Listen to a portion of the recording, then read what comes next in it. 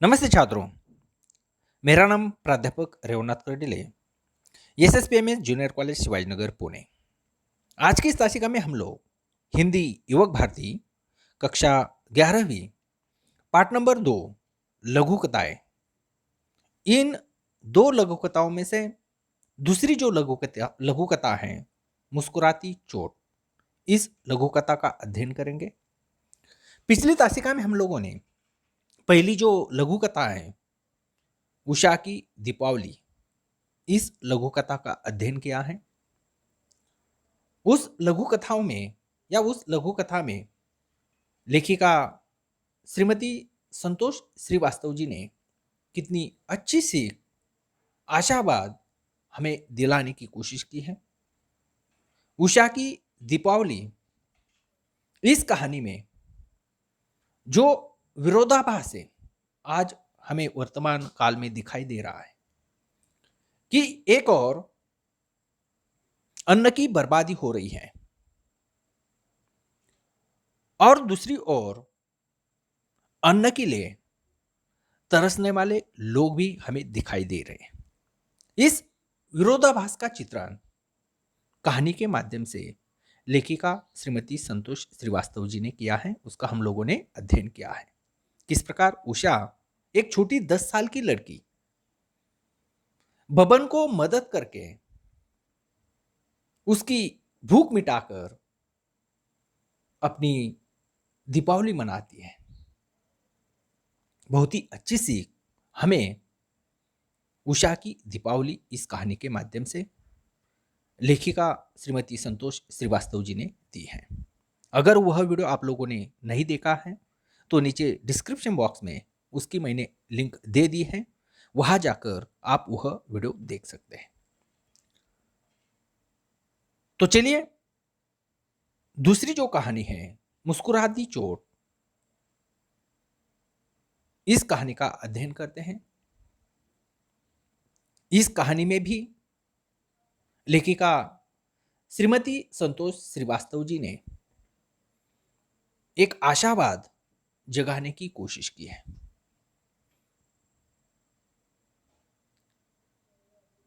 इस कहानी के माध्यम से, मुस्कुराती चोट शीर्षक के माध्यम से, आज की सबसे बड़ी समस्या बाल मजदूरी, इसे उजागर करने की कोशिश की है। हम लोग देखते हैं कि बाल मजदूरी इंसानियत के लिए अपराध है, जो समाज के लिए श्राप बनता जा रहा है तथा जो देश के वृद्धि और विकास में बाधक के रूप में बड़ा मुद्दा है। बचपन जीवन का सबसे यादगार क्षण होता है, जिसे हर एक को जन्म से जीने का अधिकार है। बाल मजदूरी भारत में बड़ा सामाजिक मुद्दा बनता जा रहा है। भारत में ही नहीं, विश्व में यह एक बड़ा मुद्दा बनता जा रहा है, जिसे नियमित आधार पर हल करना चाहिए। ये केवल सरकार की ही जिम्मेदारी नहीं है, बल्कि इसे सभी सामाजिक संगठनों, मालिकों और उनके माँ बाप, अभिभावकों द्वारा भी समाधित करना चाहिए। यह मुद्दा सभी के लिए है, जो कि व्यक्तिगत तौर पर सुलझाना चाहिए, क्योंकि ये किसी के भी बच्चे के साथ हो सकता है।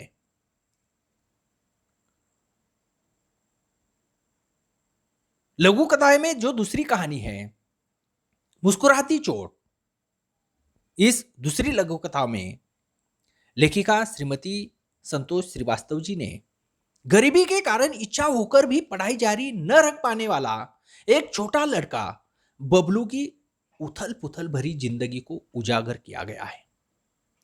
यह समस्या सिर्फ बबलू की ही नहीं, आज के वर्तमान समय में बाल मजदूरी के खिलाफ सख्त कानून होते हुए भी बबलू जैसे बहुत सारे बच्चों की है।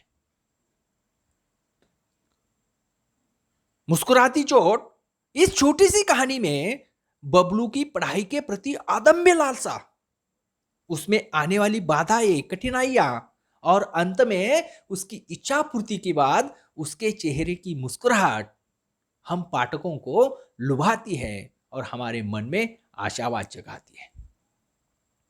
तो चलिए, किस प्रकार बबलू की मुस्कुराहट हमें लुभाती है और हमारे मन में आशावाद जगाती है, यह हम लोग कहानी के माध्यम से ही देखते हैं। तो चलिए कहानी को आरंभ करते हैं। कहानी का नाम है मुस्कुराती चोट। सबसे पहले प्रकट वाचन करता हूं। घर में बाबा बीमार थे। उनकी दवाई, राशन के लिए पैसे चाहिए थे। मां चार घर में चौका बर्तन करके जितना लाती वह सब बाबा की दवाई और घर में ही लग जाता। बबलू की पढ़ाई बीच में ही छूट गई। मां को सहारा देने के लिए बबलू ने घर घर जाकर रद्दी इकट्ठा करना शुरू कर दिया। पर पढ़ाई के प्रति लालसा बनी हुई थी। उस दिन भी तराजू पर रद्दी तौलते हुए बबलू की नजर लगातार स्कूल की उन किताबों पर थी जिसे रद्दी में बेचा जा रहा था। वह चाह रहा था कि वे किताबें उसे मिल जाए। यहां पर जो लालसा शब्द है, लालसा शब्द का अर्थ है इच्छा। पढ़ाई के प्रति लालसा बनी हुई थी, पढ़ाई के प्रति इच्छा बनी हुई थी। लालसा यानी इच्छा। तो कहानी का आरंभ ही बाल मजदूरी के साथ लेखिका श्रीमती संतोष श्रीवास्तव जी ने किया। बबलू को बाल मजदूरी क्यों करनी पड़ी? यही समस्या हर एक की होती है, जो आज समाज में दिखाई देती है। घर में बाबा बीमार थे और बीमार होने के कारण उनकी दवाइयों का खर्चा, घर के लोगों के लिए राशन का खर्चा और भी अन्य खर्च करने के लिए पैसे भी चाहिए थे। घर का जो करता है, पालन पोषण करता जो है, वो बीमार होने के कारण बबलू की मां को चौका बर्तन करने का काम करना पड़ रहा था।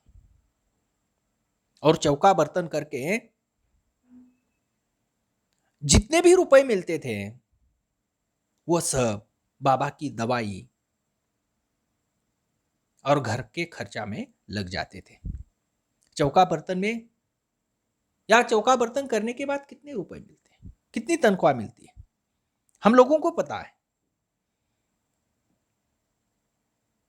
और जितनी भी ये छोटी सी तनख्वाह मिलती थी वह पूरी की पूरी बाबा की दवाई में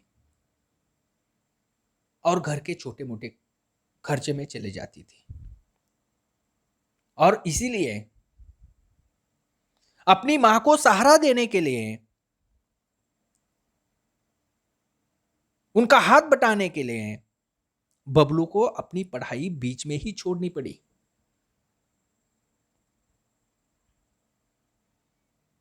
और अपनी मां का हाथ बटाते हुए बबलू घर घर जाकर रद्दी इकट्ठा करता था। लेकिन जैसे ही रद्दी में उसे कुछ पुरानी किताबें मिलती थी तो उसकी पढ़ाई के प्रति जो लालसा है वो जागृत होती थी। यहां पर चित्र में हमें दिखाई दे रहा है।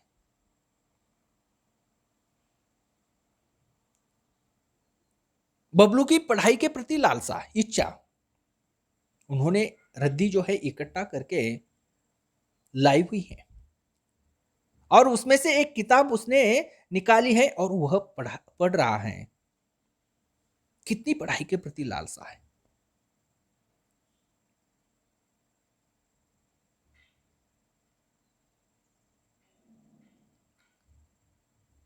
और उस दिन की एक घटना यहां पर लेखिका बताती है, जो चित्र में दिखाई दे रही है कि एक मालकिन के यहाँ बबलू जाता है रद्दी लाने के लिए और तराजू पर रद्दी तौलते हुए बबलू की नजर स्कूल की किताब पर जा रहे थे। वहीं पर वो किताब खोलकर वो थोड़ी बहुत पढ़ता भी है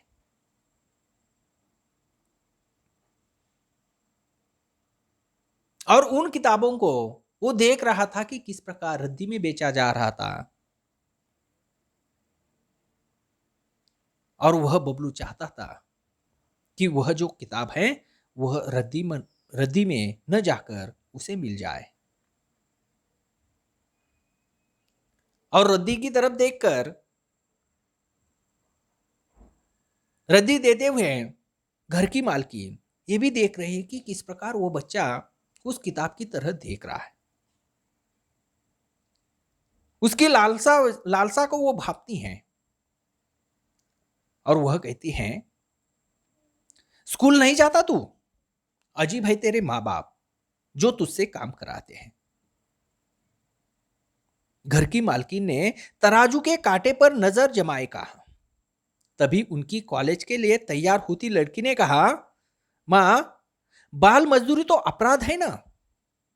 हाँ बिल्कुल, पर अनपढ़ माँ बाप समझे तब ना। बबलू को बुरा लगा, उससे अपशब्द सहे नहीं गए। बबलू कहता है, स्कूल बप्पा ने भेजा था मेम साहब, पर उनके पास किताबों के लिए पैसे न थे, इसलिए पढ़ाई रुक गई। जैसे ही किताबों की तरफ देखते हुए मालकिन देखती हैं तो उनसे पूछती हैं, तू स्कूल नहीं जाता? और माँ बाप को भी कोसती हैं कि अजीब है तेरे माँ बाप जो तुझसे काम करवाते हैं।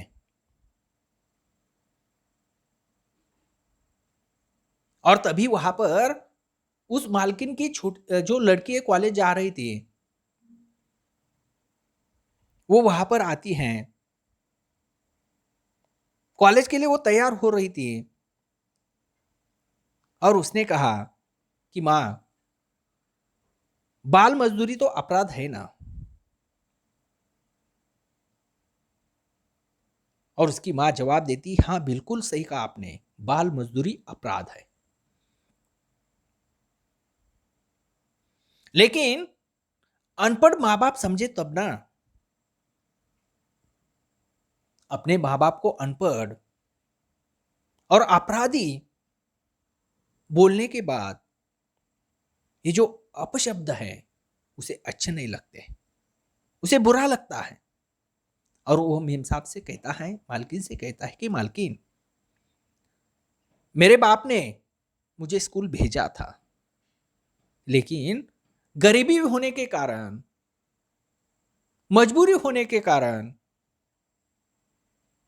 उनके पास किताबों के लिए पैसे नहीं थे, इसलिए बीच में मेरी पढ़ाई रुक गई।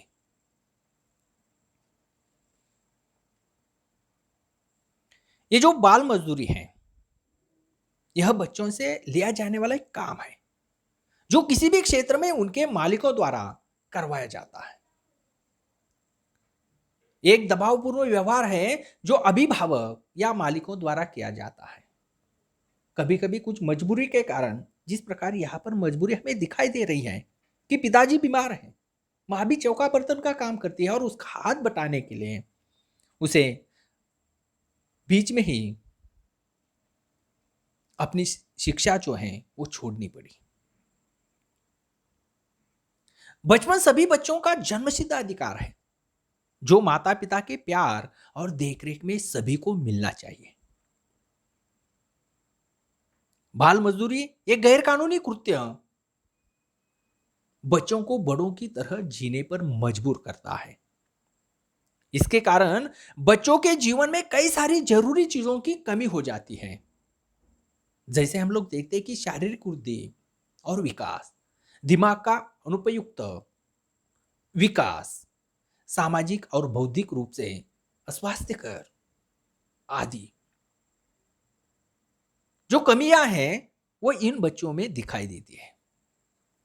और इसकी वजह से ही बच्चे बचपन के प्यारे लम्हों से दूर हो जाते हैं, जो हर एक के जीवन का सबसे यादगार और खुशनुमा पल होता है। यह किसी बच्चे के नियमित स्कूल जाने की क्षमता को बाधित करता है, जो इन्हें सामाजिक रूप से देश का खतरनाक और नुकसानदायक नागरिक बनाता है। बाल मजदूरी को पूरी तरह से रोकने के लिए ढेरों नियम कानून बनाने के बावजूद भी ये गैर कानूनी कृत्य दिनों दिन बढ़ता ही जा रहा है। ये जो बाल मजदूरी का मुद्दा है, अब ये अंतर्राष्ट्रीय हो चुका है, क्योंकि देश के विकास और वृद्धि में ये बड़े तौर पर बाधक बन चुका है। स्वस्थ बच्चे किसी भी देश के लिए उज्जवल भविष्य और शक्ति होते हैं। अतः बाल मजदूरी बच्चे के साथ ही देश के भविष्य को भी नुकसान, खराब तथा बर्बाद कर रहा है। हम लोगों को मालूम है कि बाल मजदूरी एक वैश्विक समस्या है, जो विकासशील देशों में बेहद आम है। माता पिता या गरीबी रेखा से नीचे के लोग अपने बच्चों की शिक्षा का खर्च वहन नहीं कर पाते हैं और जीवन यापन के लिए भी जरूरी पैसा भी नहीं कमा पाते हैं। और इसी वजह से वो अपने बच्चों को स्कूल भेजने के बजाय कठिन श्रम में शामिल कर लेते हैं। वो मानते हैं कि बच्चों को स्कूल भेजना समय की बर्बादी है और कम उम्र में पैसा कमाना परिवार के लिए अच्छा होता है। बाल मजदूरी के बुरे प्रभावों से गरीब के साथ साथ अमीर लोगों को भी तुरंत अवगत कराने की जरूरत है। उन्हें हर तरह की संसाधनों की उपलब्धता करानी चाहिए जिसकी उन्हें कमी है। अमीर लोगों को गरीबों की मदद करनी चाहिए, जिससे उनके बच्चे सभी जरूरी चीजें अपने बचपन में पा सके। इसको जड़ से मिटाने के लिए सरकार को कड़े नियम कानून बनाने चाहिए। अब सरकार ने कड़े नियम भी बनाए हैं, कानून भी बन चुका है, लेकिन फिर भी आज हम लोग देख रहे हैं कि बाल मजदूरी दिनों दिन बढ़ती ही जा रही है। यहां पर बबलू की मजबूरी है कि घर की स्थिति अच्छी न होने के कारण, पिताजी बीमार होने के कारण, अपनी माँ को हाथ बटाने के कारण वह ये काम कर रहा है। लेकिन जैसे ही मालकिन अपने माँ बाप के प्रति बुरा या अपशब्द कहती है तो उसे बुरा लगता है और वह कहता है कि मुझे स्कूल मेरे पिताजी ने भेजा था, लेकिन किताब खरीदने के लिए पैसे न होने के कारण मजबूरन मुझे काम करना पड़ा। देश के अमीर जो लोग हैं, उन्होंने ऐसे जो छोटे छोटे बच्चे होते हैं जिन्हें हालात के कारण, परिस्थिति के कारण, गरीबी के कारण ये काम करना पड़ रहा है, ऐसे छात्रों को और पढ़ाई के प्रति जिनकी लालसा है, इच्छा है, ऐसे छात्रों को, ऐसे विद्यार्थियों को, ऐसे बच्चों को जरूर मदद करनी चाहिए। चलिए आगे बढ़ते हैं, अगला परिचय देखिए। मां, इससे इन किताबों के पैसे मत लो, इसके काम आएगी, वह इनसे अपनी पढ़ाई कर लेगा। तो बेटी जो कॉलेज को जाने के लिए तैयार हो रही हैं, वो अपनी मां से कहती हैं, उनके मन में भी इंसानियत जागती हैं और अपने मां से कहती है कि इन किताबों के पैसे इनसे मत लो, ये किताबें इनकी काम आएगी। और इन किताबों से वो पढ़ाई कर लेगा। तो मां कहती है, कुछ नहीं होता इनसे, हम फ्री में देंगे और यह रद्दी पेपर के मालिक से किताबों के पैसे ले चाट पकौड़े में उड़ा देगा, इनके बस का नहीं है पढ़ना। एक छोटी बच्ची की इच्छा, आकांक्षा या एक छोटी बच्ची की बातें। बच्ची छोटी है, छोटी है, लेकिन बातें कितनी बड़ी है, बड़ी बात कहती है। और माँ बड़ी होकर कितनी छोटी सी बात कहती है कि इनसे कुछ नहीं होता, हम लोग इन्हें फ्री में देंगे और यह रद्दी पेपर वाले जो मालिक हैं उनसे पैसे लेंगे और चाट पकोड़े कुछ भी खा लेंगे, उसमें उड़ा देंगे और इनके बस का पढ़ना काम नहीं है। यह बातें सुनकर बबलू ने रद्दी के पैसे चुकाए और बोरा उठा सीधा घर पहुंचा। उसने बोरे में से किताबें निकालकर अलग रख दी। फिर बोरा लेकर वह रद्दी पेपर के दुकानदार के पास पहुंचा। दुकानदार ने रद्दी तौल किनारे रखी।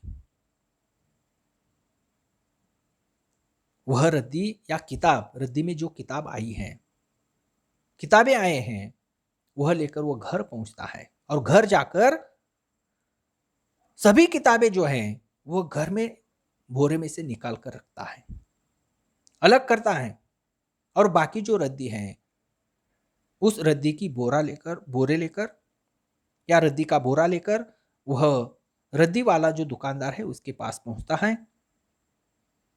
दुकानदार रद्दी तोलता है, किनारे पर रखता है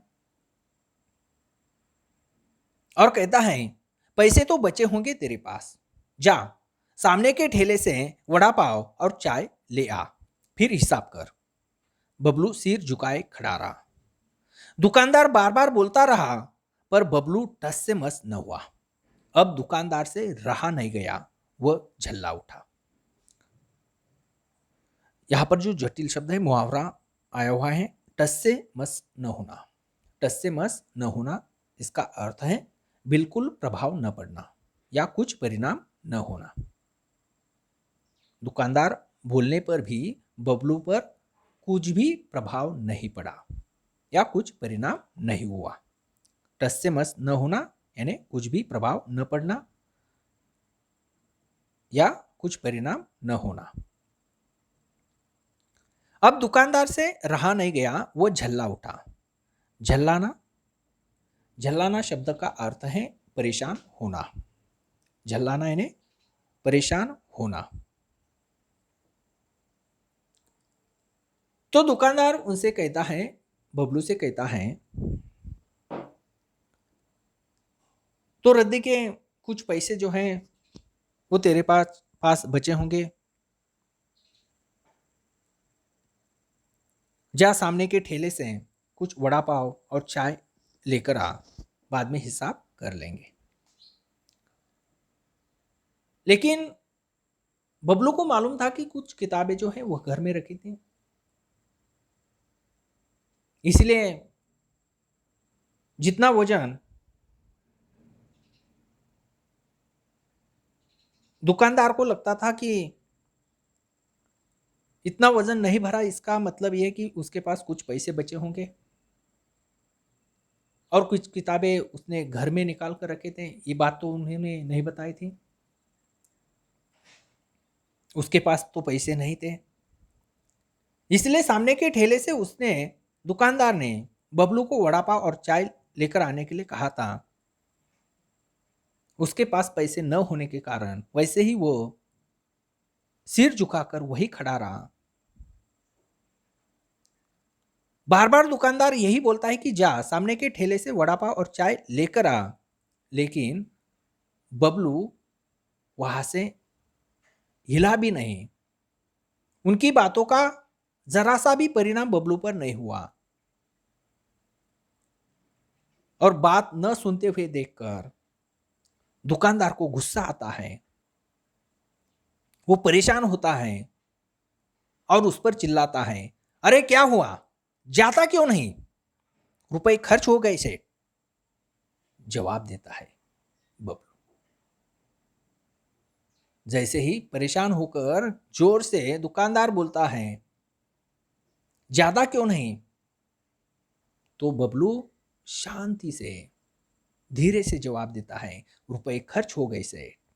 क्या तेरे पैसे थे जो खर्च कर दिए, दुकानदार ने उसको बुरी तरह से डांट दिया। डांट खाने के बावजूद वह मुस्कुरा रहा था। अब वह स्कूल जा सकेगा, उसके पास भी किताबें हैं।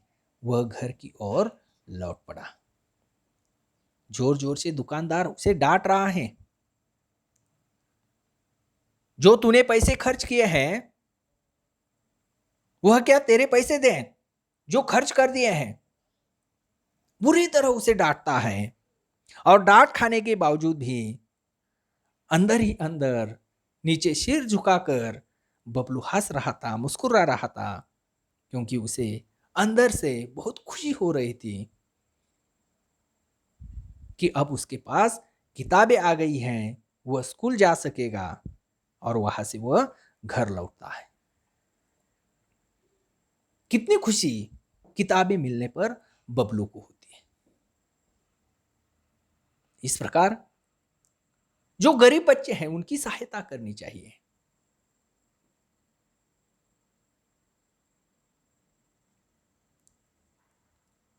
बाल मजदूरी के यही तो कारण है, सोर्सेस हैं, ये पहचानने चाहिए और उसी हिसाब से उनकी मदद करनी चाहिए। आज हम लोग देखते हैं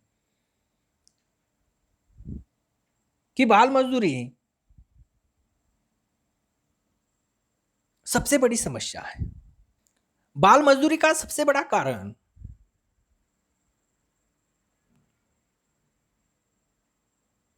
गरीबी है। गरीबी के कारण माता पिता अपने बच्चों को पढ़ा नहीं पाते हैं तथा उनसे बाल मजदूरी या बाल मजदूरी करवाते हैं। गरीबी तथा अशिक्षा के कारण इन लोगों को विभिन्न जानकारियों और योजनाओं के बारे में जानकारी नहीं होती है, जिससे उनका आसानी से शोषण किया जाता है। या शोषण करते हुए बहुत सारे अमीर लोग या एजेंसियां हैं या कुछ लोगों के बिजनेस भी हैं। बड़े बड़े शहरों में हम लोग देखते हैं कि छोटे छोटे बच्चों को उठाते हैं और भीख मांगने की शिक्षा देते हैं। उसमें अमीर घर के भी बच्चे उठाकर वो लाते हैं। ये भी बिजनेस आज समाज में चल रहा है, बहुत सारे देशों में चल रहा है।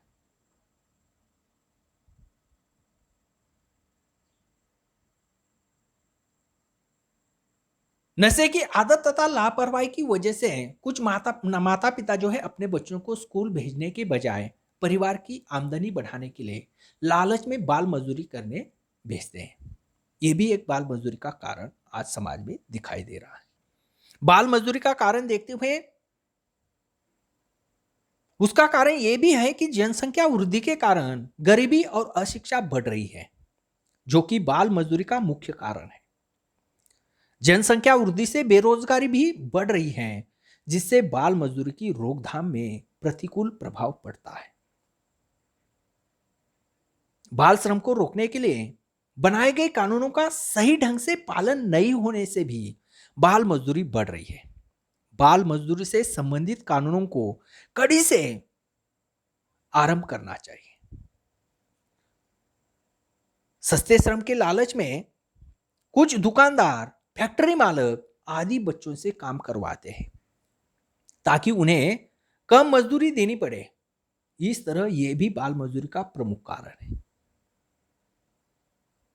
अशिक्षा भी बाल श्रम का मुख्य कारण है।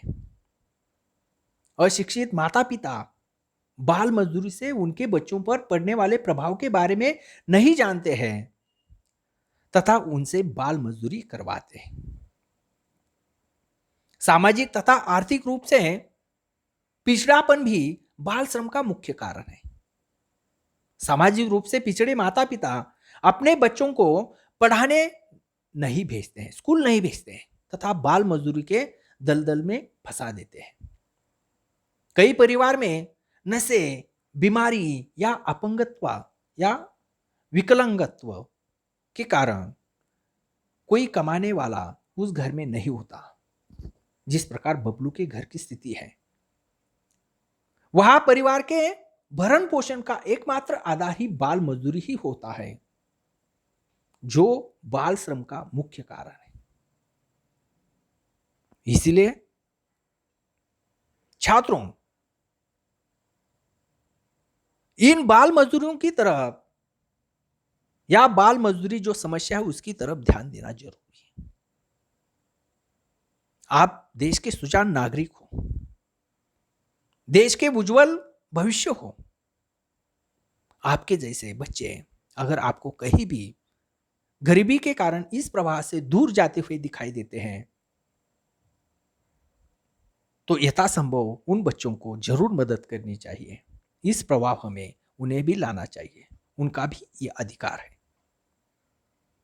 तो डांट खाकर भी बबलू मुस्कुरा रहा है, क्योंकि उसे बहुत खुशी हो रही है, अंदरूनी खुशी हो रही है कि अब मैं स्कूल जा सकूंगा, मेरे पास अब किताबें हैं। यह सोचते सोचते वो घर लौटता है। घर लौटते हुए रास्ते में वही सुबह वाली मालकिन और उनकी लड़की मिल गई। उसके हाथ में किताबें देख मालकिन के आश्चर्य का ठिकाना न रहा। उसे सुबह कहे हुए अपने ही अपशब्द याद आ गए और अपने ही शब्दों पर अपराध बोध हो आया। बबलू की पढ़ाई के प्रति लालसा को देखकर उसने निश्चय किया कि अब उसकी आगे की पढ़ाई का खर्चा वही उठाएगी। बबलू की खुशी का ठिकाना न था। वो घर लौट रहा था। रद्दी वाले दुकानदार के पास जाते वक्त कुछ किताबें उन्होंने घर में रखे थे, और जो भी कुछ किताबें उस बोरे में रहे थे, उसमें से कुछ किताबें लेकर वो घर जा रहा था। खुशी खुशी से जा रहा था। तो रास्ते में वही सुबह वाली जो मालकिन है और उसकी जो लड़की है, वो रास्ते में मिलती है। और बबलू के हाथ में किताबें देखकर वह मालकिन बहुत खुश होती है। और जो सुबह उसने कहा था कि उसे हम ये फ्री में दे देंगे, और यह रद्दी पेपर के मालिक से किताब के पैसे लेकर चाट पकोड़े खा लेंगे, उसमें पैसे उड़ा देंगे, इनके बस का नहीं है पढ़ना। ये शब्द उसे याद आते हैं, अपशब्द याद आते हैं, और अपने शब्दों पर उसे बहुत अपराध महसूस होता है, बहुत बुरा लगता है। और बबलू की पढ़ाई के प्रति लालसा देखकर वह मालकिन निश्चय करती है कि इस बच्चे की आगे की पढ़ाई का खर्चा वो खुद उठाएगी। और यह सुनकर बबलू की खुशी का ठिकाना नहीं रहता। कितनी अच्छी बात, कितना अच्छा बोध इस कहानी के माध्यम से लेखिका श्रीमती संतोष श्रीवास्तव जी ने किया है। हम लोग देखते हैं कि बच्चों, आपकी जानकारी के लिए मैं आपको बताता हूं कि बाल श्रम और उसके जो कानून है उसके संक्षिप्त में आपको जानकारी देता हूं। संवैधानिक व्यवस्था के अनुरूप भारत का संविधान मौलिक अधिकारों और राज्य के प्रति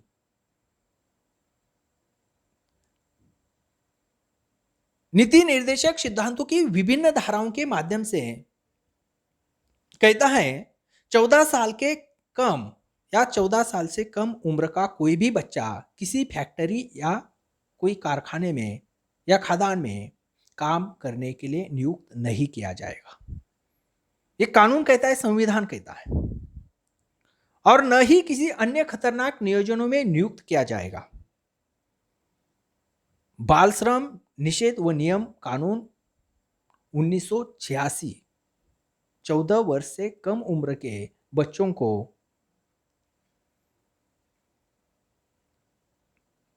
किसी भी अवैध पेशे और 57 प्रक्रियाओं में जिन्हें बच्चों के जीवन और स्वास्थ्य के लिए अहितकार माना गया है, नियोजन को निषिद्ध बनाता, ये कानून निषिद्ध बनाता है।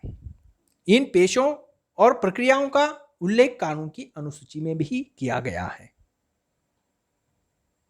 फैक्ट्री कानून जो बनाया गया है 1948 के तहत, उसमें 14 वर्ष से कम उम्र के बच्चों के नियोजन को निषिद्ध करता है।